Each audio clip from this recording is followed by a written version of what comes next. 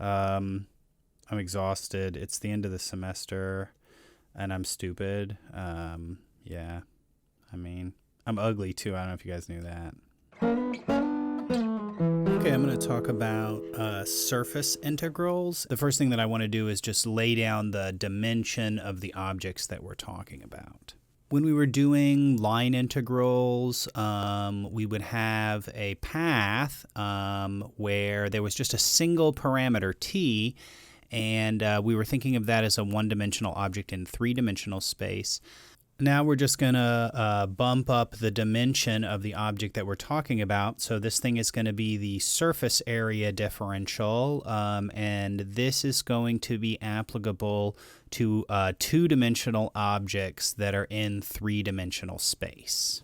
Actually, in Green's theorem, we would think of it as a one-dimensional object in 2D space. The arc length differential we were thinking of as being a very small step along the path, or anyways, using derivatives to approximate a small step along the path.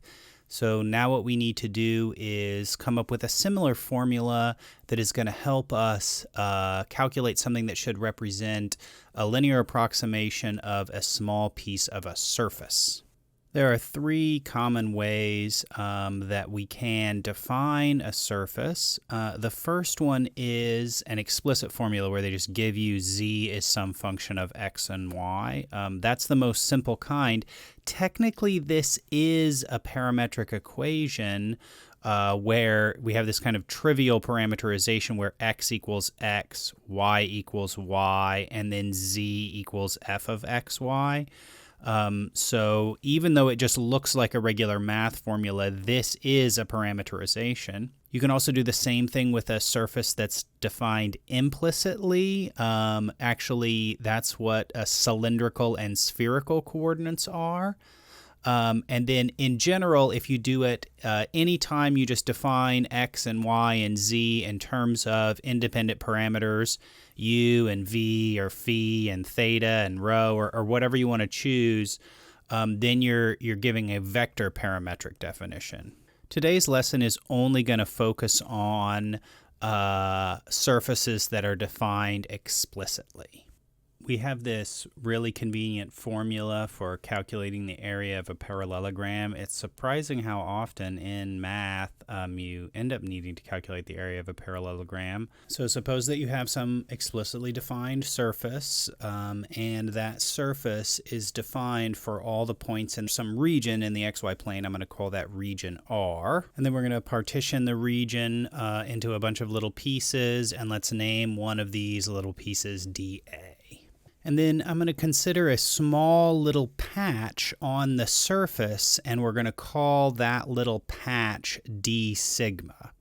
And the shadow of d sigma in the xy plane is dA. Our goal here is to find some kind of formula for d sigma.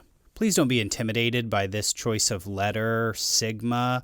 It's just the Greek letter S, so the English letter S was for the arc length differential, and then it's hard to tell the difference between like lowercase s's and uppercase s's, so we just need like some other kind of S-like letter, so we choose sigma, lowercase sigma.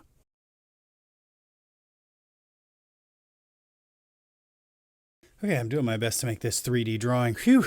Okay, so let's suppose that we're at like this back corner back here of our little patch dA, and then I've drawn d sigma up above it. And let's suppose that we took a step in this direction, and the size of that step was dx.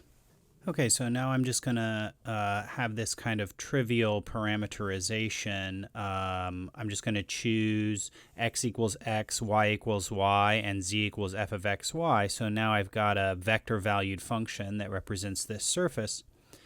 Then if I take a small step in the direction of the x-axis, then this will be r sub x, that's the partial derivative of r with respect to x, multiplied by dx. And likewise, the change, if I took a step in the y direction, would be r sub y times dy. So now I've got two vectors that kind of make a little parallelogram in 3D space. And that's what we're trying to calculate. The area of this thing right here is d sigma. So the area of the parallelogram is just a cross product. So I can just calculate these the cross products, and then I can factor out dx and dy because they're just constants. Okay, so we're really close to having a nice closed form formula for d sigma. Let's just calculate these partial derivatives so that we can actually do the cross product and work out the answer. So let's take I'm taking the partial derivatives of this expression with respect to x. So the partial derivative of x is 1. The partial derivative of y with respect to x is 0, and the partial derivative of f with respect to x is f sub x. And then likewise, if I do the y partial derivatives, I'll get 0, 1, f sub y. Okay, so we're almost there. We got this. We got this formula for d sigma. Let's do it. Okay, so all I've done here is take this formula r sub x cross r sub y and just plug it in right there, and then the dx dy goes here at the end. Okay, I love doing cross products that have a bunch of zeros in them. Just a bunch of things just goes away. Remember that we're not just calculating this cross product. The area of a parallelogram is the magnitude of this cross product. So now I need to do this magnitude. Okay, so we did it. That was pretty painless. I left a spot back up here for d sigma to go. Okay, so now the application to calculus. We're going to try to figure out the total mass of some kind of thin sheet. So I'm imagining a surface over a small region, and I'm going to partition the region up into a bunch of little pieces. And dA is a piece in the region. And then above that piece, that piece will be the shadow of some d sigma up on the surface. So the mass of that small piece will be the density, delta, multiplied by approximately the size of that piece. And the way that we're measuring the size of that piece is d sigma. Okay, so this theory really just flows. I mean, we're all ready to jump into an example that has a physical application. I've thought of a very simple surface here and a very simple density, and let's see if we can calculate the mass of this thin plate that is just a plane. And I want to be clear, I know it kind of looks like I've drawn a prism here, but this is just a surface. So we kind of have a triangular sheet of metal or something, but it doesn't go all the way down to the XY plane or something. This is not like a little pyramid. It's just the surface. Also, since the density is Z, that means that this surface is more dense the farther up you go on the z-axis. I have graph paper. I made the background a graph paper, and then I'm just totally not using it all. I'm just drawing the graph wherever I want. God, nice move, genius. All right, so anyways, then just some intercepts here. If x equals 0, then y will be 2. Y equals 0, then x will be 3. So I end up with this right here. So this is the region that we're integrating over. So for each point, for each little rectangle in the xy plane, I get a corresponding little parallelogram on the surface, and then we're going to add up the masses of each of these little parallelograms. So this is the function right here, f of xy. D sigma is the square root of f sub x squared plus f sub y squared plus 1 dx dy. So in this problem, it will be the square root of f sub x will be -2. F sub y will be -3. I'm getting square root of 15 dx dy. So what this means is if you have a little rectangle in the xy plane and the dimensions of that little rectangle are dx, dy, then you're going to get a little parallelogram on the surface, and the area of this little rectangle, dA, is going to be dx, dy, and then because the triangle is kind of tilted up, the area of the d sigma piece above dA is going to be bigger than just dx, dy. In fact, in this case, the area of that little piece will be the square root of 15 times the area of the little rectangle in the xy plane. Okay, I never finished this formula. I like set up everything for the total mass, but I never finished the formula. So the logic here is we've got a bunch of little rectangles, and each rectangle corresponds to a small little patch on the surface, and the mass of one of those little pieces is delta times d sigma. So if we added up the mass of all those little pieces, we would get the total mass. Okay, Fubini's theorem is in play. I've just been setting this up to do dx first. So let me just draw a laser beam down parallel to the x-axis.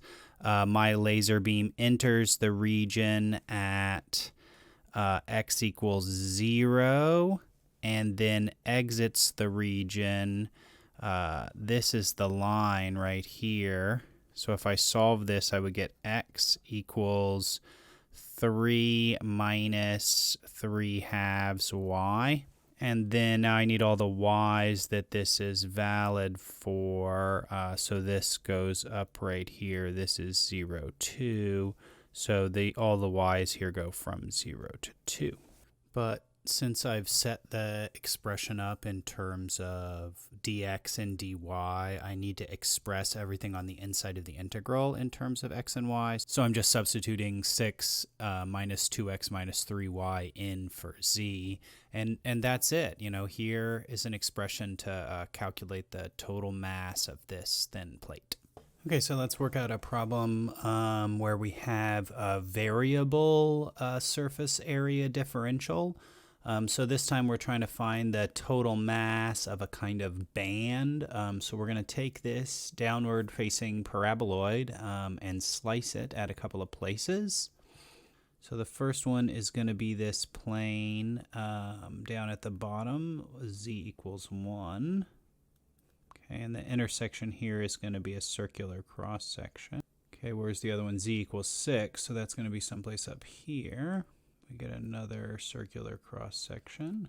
Okay, so the actual 3D shape that we are calculating the surface, the total mass of is going to be some cap like this. It's kind of like a ring that's more narrow at the top than it is at the bottom. Okay, so let's try to work out what this region is that we're integrating over. If I pick a point in the xy plane that's kind of close to the walls of this surface, then when I draw a line up, I will intersect the surface. But if I pick a point sort of in the middle of it, then when I draw the line up, I will never intersect the surface. So imagine just kind of taking a bird's eye view at this thing. So if you look down at it, I claim that you would see a annulus shape. Okay, let's write equations for these two circles. So I need to calculate the intersection of z equals 1 and z equals 6 with this paraboloid. So if you plug in z equals 1, that's this lower one right here. Then 1 will equal 10 minus x squared minus y squared. So x squared plus y squared equals 9. And then if z equals 6, then 6 will equal 10 minus x squared minus y squared. So x squared plus y squared equals 4. Now d sigma will be the square root f sub x, this will be negative 2x squared plus f sub y. I'm using this. Right, I'm taking the partial derivatives of this. Negative 2y squared plus 1 dx dy.